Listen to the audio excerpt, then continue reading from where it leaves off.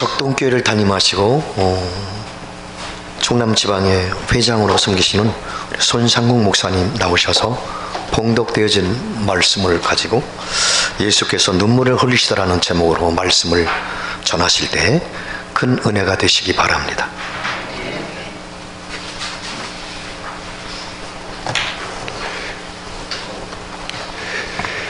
성경 창세기에 보면 우리가 흔히 믿음의 조상이라고 알고 있는 아브라함 이야기가 나옵니다.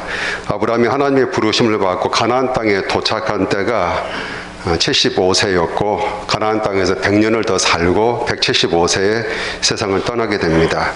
그런데 아브라함이 가나안 땅에 살던 이 100년의 기간 중에 하나님과의 관계가 가장 좋을 때가 100세에 낳은 아들 이삭을 모리아 땅 한 산에서 번제물로 바치라는 하나님의 명령에 순종할 때 이후부터입니다.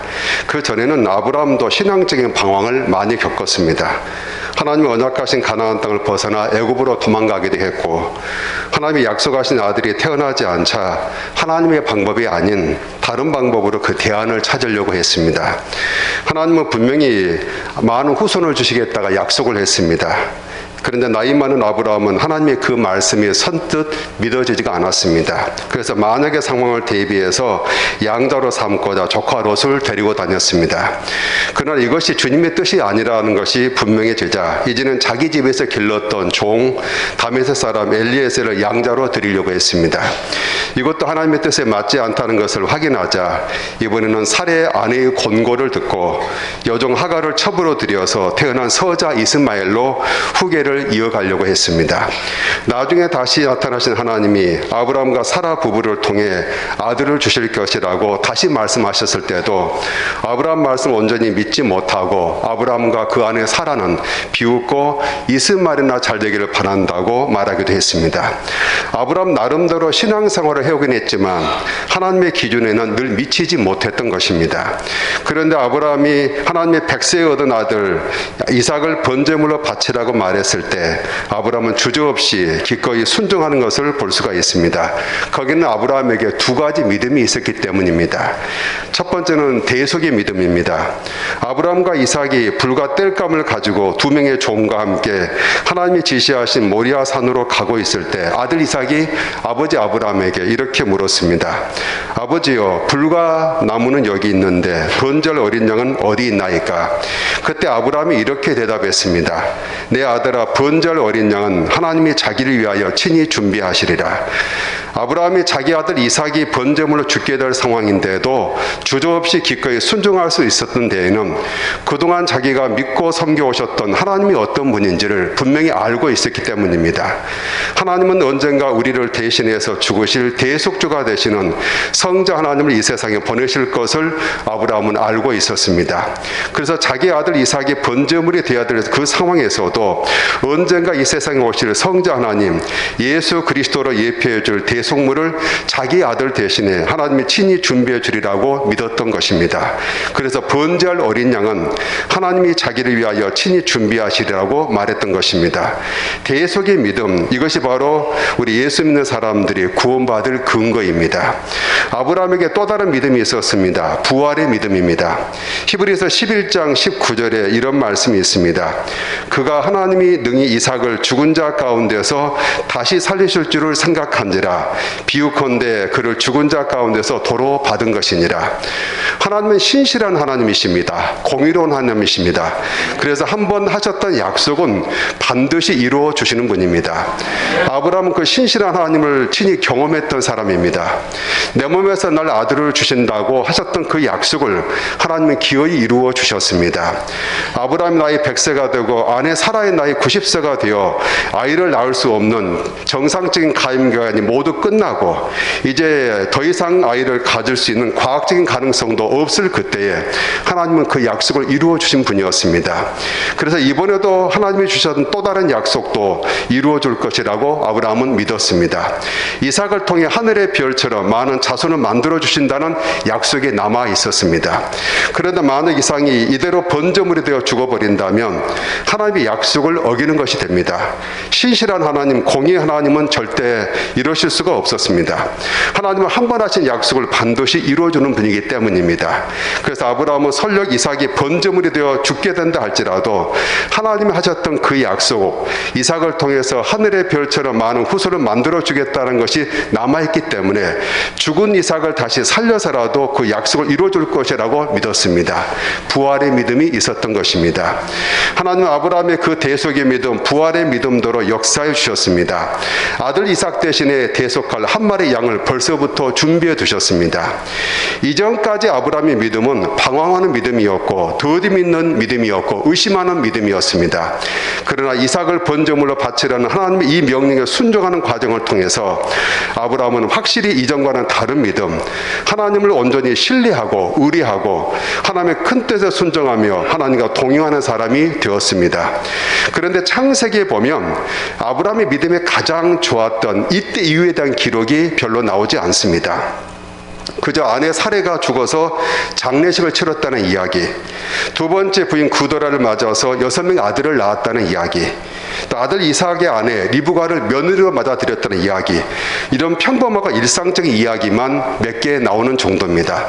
바로 여기에 하나님 우리 예수 믿는 사람들에게 의도하신 아주 중요한 뜻이 담겨 있습니다. 하나님 우리 성도들이 하나님을 의심하지 않고 온전히 믿고 하나님을 신뢰하고 동행하는 것을 당연하게 여기신다는 겁니다. 당연한 것이기 때문에 굳이 성경에 기록하지 않았다는 뜻입니다. 오히려 하나님이 보시기에 성경의 시각에서 보면 우리 신앙인들이 하나님을 믿지 못하고 영적으로 의심하고 방황하고 불순종하는 것, 이런 것이 더 이상하다는 것입니다. 그래서 방황하고 의심하고 더디 믿고 하나님 뜻을 벗어나는 것들을 성경에 기록해서 우리 믿는 사람들에게 경계의 표로 교훈으로 남겨두고 있는 것입니다. 성경의 이런 관점이 예수님 행적을 기록한 마태복음, 마가복음, 누가복음, 요한복음 이 사복음서에도 그대로 드러나고 있습니다. 예수님의 12제자 행적도 잘한 부분은 별로 나오지 않습니다. 오히려 그리 시원치 않은 내용들이 많이 기록되어 있습니다. 주님이 말씀하신 것을 제대로 깨닫지 못한 것들에 대한 지적이 나옵니다. 또 서로 밑자리를 찾으려고 다투는 모습도 나옵니다. 주님이 하신 일을 믿지 못하고 부인하고 배반하는 일들이 연이어서 나오는 것을 볼 수가 있습니다. 우리 예수님에 관련된 내용도 마찬가지입니다. 성경을 자세히 읽어보면 예수님이 우시셨다, 예수님이 만면에 미소를 띄우셨다, 이런 내용은 전혀 등장하지 않습니다. 사실 예수님은 늘 사랑의 미소가 가득한 분이었습니다. 기쁨의 웃음을 달고 사셨던 분이었습니다. 웃으시는 것이 일상적이었습니다. 그래서 사복음서에는 너무나 당연하고 일상적인 예수님의 이런 웃고 미소 짓는 내용이 굳이 기록하지 않았던 것입니다. 반면에 예수님이 우셨다, 눈물을 흘리셨다, 민망히 여기셨다, 통분히 여겼다 하고 하는 내용이 성자 하나님이신 사랑의 예수님의 일상적인 모습과는 다른 내용이었습니다. 그래서 이런 내용들이 성경 곳곳에 기록되어 있는 것입니다. 특히 예수님이 눈물을 흘리고 우셨다는 내용은 구체적으로는 성경에 두 군데 등장합니다. 또 한 군데로 눈물을 흘리거나 우셨다는 명확한 표현은 없지만 정황상 눈물을 흘리셨을 것으로 볼 수 있는 곳이 나옵니다. 예수님이 눈물을 흘리신 첫 번째 장면이 나오는 것이 오늘 본문 말씀입니다. 마르다 마리아 오라버니 나사로가 죽어서 장례식을 치를 때 예수님이 장례 지낸 곳에 나흘 만에 찾아오셔서 눈물을 흘리셨다는 내용입니다. 그런데 이때 예수님이 흘리신 눈물은 나사로가 죽어서 애도하기 위해서 흘리신 눈물이 아니었습니다. 잘 아시는 것처럼 예수님이 이때 죽은 나사로를 다시 살려주셨습니다. 그래서 나사로가 죽었다는 말씀을 들었을 때도 예수님은 죽은 것이 아니라 잔다라고 표현했습니다. 그리고 내가 나사로를 다시 깨우러 가노라고 말씀하기도 하셨습니다. 그래서 예수님이 이때 흘리신 눈물은 사랑하는 나사로가 죽어서 흘린 그런 슬픔이나 애도의 눈물이 아니었음을 알 수가 있습니다. 생명의 주님, 부활의 주님, 영생의 주님을 마주하고도 여전히 죽은 나사로를 생각하며 울고 있는 마르다 마리아 자매와 맹인의 눈을 뜨게 한 이 사람이 나사로 죽지 않게 할 수 없었더냐며 거기서 예수님을 보고 수군거리고 있는 사람들을 보고 흘리신 눈물이었습니다.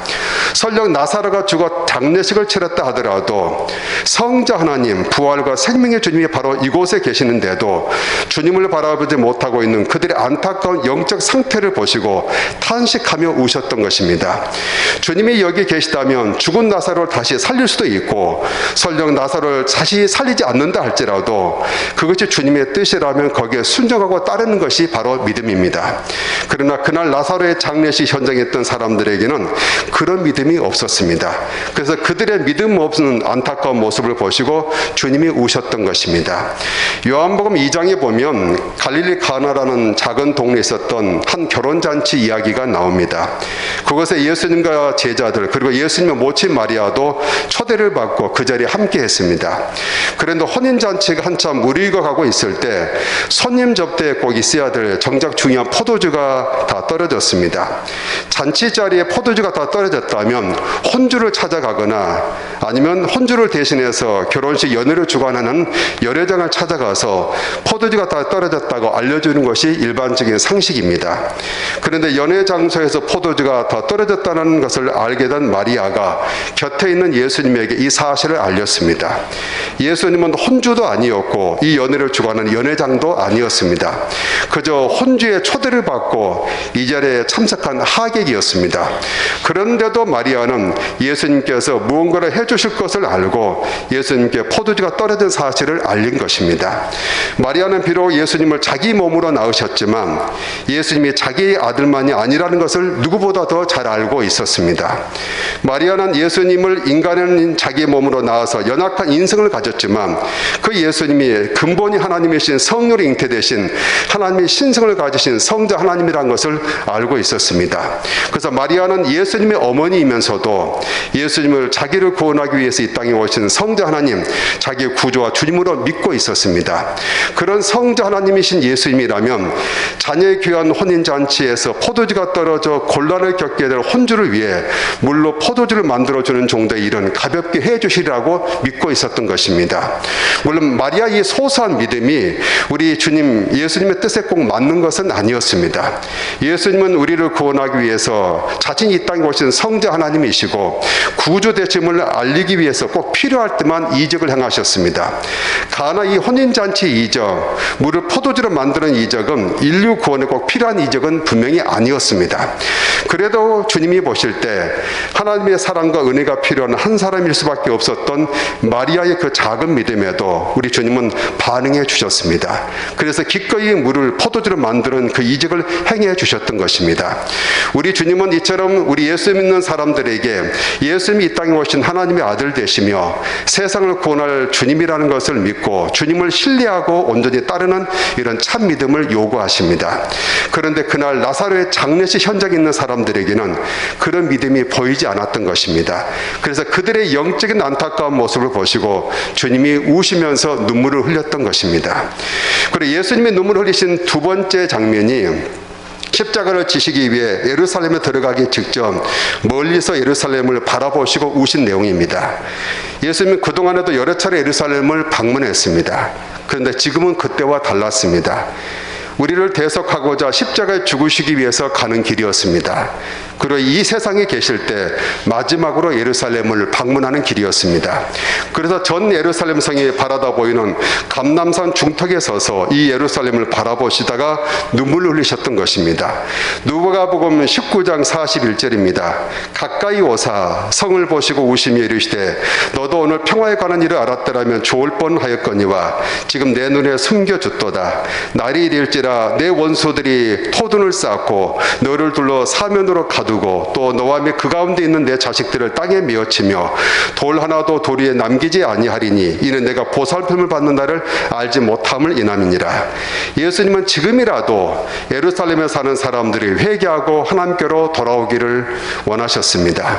그러나 예루살렘 성 안에 있는 사람들은 회개하지 않을 것이고 오히려 이 땅에 오신 성자 하나님 구주와 주님이신 예수님을 대적할 것임을도 알고 있었습니다. 결국 그동안에 쌓아왔던 죄에다 만물을 창조하신 성자 하나님을 빛을 주시려고 찾아오셨지만 그것도 깨닫지 못하고 오히려 예수님을 대적하는 죄까지 쌓여서 그 죄가 가득 차서 이제 예루살렘이 돌에 돌 하나도 남지 않을 만큼 멸망하게 될 것임도 미리 보시고 그 영혼들이 안타까워서 우셨던 것입니다. 우리 주님은 할 수만 있으면 악한 사람이라도 회개하고 돌아오기를 원하십니다. 그래서 에스겔 33장 11절에서 하나님이 이렇게 말씀하십니다. 나의 삶을 두고 맹세하노니 나는 악인이 죽는 것을 기뻐하지 아니하고 악인이 그의 길에서 돌이켜 떠나 사는 것을 기뻐하노라. 이스라엘 족속아 돌이키고 돌이키라. 너희 악한 길에서 떠나라. 어찌 죽고자 하느냐고 탄식하는 걸 볼 수 있습니다. 신약성경 베드로후서 3장 9절에도 같은 말씀이 나옵니다. 오직 주께서는 너희를 대하여 오래 참으사 아무도 멸망하지 아니하고 다 회개하게 이르기를 원하시느니라. 하나님은 예루살렘성 사람들을 구원하고 그들을 품기 위해서 암탉이 그 새끼를 모아 품듯이 계속 품어주시려고 끊임없이 그 종들과 선자들을 예루살렘에 보냈습니다. 그동안에도 또 앞으로도 예루살렘성 사람들은 하나님의 그 뜻을 계속해서 거부해왔고 거부할 것입니다. 자기들의 세상적인 기득권을 지키려고 하나님의 종들, 선지자들, 심지어 예수님까지 대적하고 박해하고 죽일 것입니다. 그러나 그런 예루살렘성 사람들도 주님이 보실 때 구원하고 싶은 한 영혼들이었습니다. 그래서 그들을 생각하시면서 눈물을 흘리셨던 것입니다. 그리고 성경에 나오는 예수님이 눈물 흘리신 세 번째 이야기는 겟세마네 동산에서 예수님이 기도하실 때 흘리신 눈물입니다. 사복음서에는 이때 예수님이 눈물을 흘리셨다는 명확한 표현이 나오지 않습니다. 그러나 여러 정황상 겟세마네 동산에서도 눈물을 흘리셨다고 보아야 합니다. 예수님이 12제자 함께 소위 최후의 만찬이라 유월절 예식을 다른 사람들보다 하루 먼저 하셨습니다. 다른 사람들처럼 같은 날에 유월절 만찬을 할 수가 없었기 때문입니다. 예수님은 유월절 바로 직전에 유월절 양을 잡는 그 시간에 십자가를 지시고 다 이루었다 하시고 운명하시기 때문입니다. 그렇게 만찬을 마치신 후 12제자 중에서 특별히 세 사람 베드로, 야고보, 요한을 데리시고 겟세마네 동산에 오르셨습니다. 세 명의 제자들에게 고민하며 슬퍼하면서 이렇게 말씀하기도 하셨습니다. 내 마음이 매우 고민하여 죽게 되었으니 너희는 여기 머물러 나와 함께 깨어 있으라. 그리고 제자들과 멀찌감치 떨어진 곳에서 세 번에 걸쳐서 땀방울에 핏방울이 되도록 기도하셨습니다. 이때 장면을 히브리서 5장 7절 8절에서 이렇게 표현하고 있습니다. 그는 육체에 계실 때에 자기를 죽음에서 능히 구원하실 이에게 심한 통곡과 눈물로 간과 소원을 올렸고 그의 경건하심으로 말미암아 들으심을 얻었느니라. 그가 아들이시면서도 받으실 고난을 순종함을 배워서 온전하게 되셨다는 내용입니다. 예수님이 겟세마네 동산에서 기도하면서 흘리셨던 눈물 역시 우리를 구원하기 위해 지시할 그 십자가를 지시기 위한 눈물이었습니다. 성령으로 잉태되신 하나님의 신성을 가지신 예수님이셨지만 동시에 인간의 연약한 몸을 가지셨기 때문에 그 몸에 가해야 될 고통을 이미 알고 있었습니다. 그러나 그 십자가를 지시는 것이 인류 구원을 위한 성부 하나님의 뜻임을 깨닫고 내 뜻대로 마시고 아버지의 뜻대로 되기를 원하나이다 기도하면서 순종하셨던 것입니다. 겟세마네 동산에서 예수님의 눈물 역시 우리 구원을 위한 눈물이었던 것입니다. 올해 공교롭게도 제가 지방예정을 맡고 있으면서 열린문교 행사를 2번이나 하게 되었습니다. 우리 이제 예전에는 우리 두 분 장로님 취임 예식이 있었고 오늘 우리 이상덕 목사님 또 담임 목사 취임 예식이 있습니다. 사실 오늘 취임 예식은 굳이 하지 않아도 우리 교단에서 자동적으로 우리 치리권이 부여가 되고 담임 목사님으로 인정을 하게 됩니다. 그런데 이제 우리 교회에서 중진을 모아서 우리 취임 예식을 하게 되었습니다. 그래서 그런지 열린문교 이상덕 목사님 네 분에 대해서 좀 기도를 계속 하게 되는 것 같습니다. 하나님 이미 부에 많은 교회가 있는데 왜 또 열린문교회가 하나 더 생겨야 됩니까? 하나님 그동안의 목회의 긴 여정 가운데 많은 수고와 눈물의 헌신을 다 해오셨던 신실한 주의 종이 이제 목회를 서서히 정리해야 될 나이에 다시 교회 개척을 하고 건축을 하며 목회의 마지막 순간까지 힘겨운 일을 계속해야 됩니까? 이런 기도를 좀 드렸습니다. 그러다 기도하면서 하나님 주신 감동을 느꼈습니다. 우리 하나님의 감동, 지금 이 시대 이곳에 이 민족과 이 영혼들을 위해서 눈물을 흘려줄 그런 충성된 교회가 하나 더 필요하다는 겁니다. 한 영혼 한 영혼을 놓고 눈물을 흘리며 기도해줄 신실한 주의 종이 더 필요하다는 것이었습니다. 그래서 다른 사람들보다 더 많이 기도하고 또 눈물 흘려줄 신실한 주의 종을 찾다가 이제 평안히 목회의 마지막을 정리하실 목사님을 선정해서 다시 어려운 과정으로 불러내었다는 겁니다.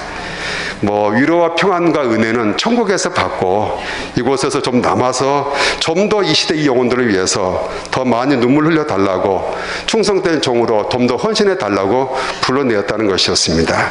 그래서 우리 목사님께 좀 안타까운 위로를 먼저 건네고 싶습니다. 목사님 힘드시더라도 꼭 이겨내시고 승리하시기를 고면합니다. 그리고 하나님이 인정해 주셨다는 거 아닙니까? 그거 얼마나 감동적인지 몰라요. 그래서 제가 진실한 경의와 존경과 또 축하의 말씀도 드리고 싶습니다. 그래서 이왕 받은 사명, 이 시대, 이 나라, 이 민족, 이 지역과 이 영혼들을 위해서 주님처럼 좀 더 많이 눈물 흘려주시고 기도해 주시기를 부탁 말씀드립니다.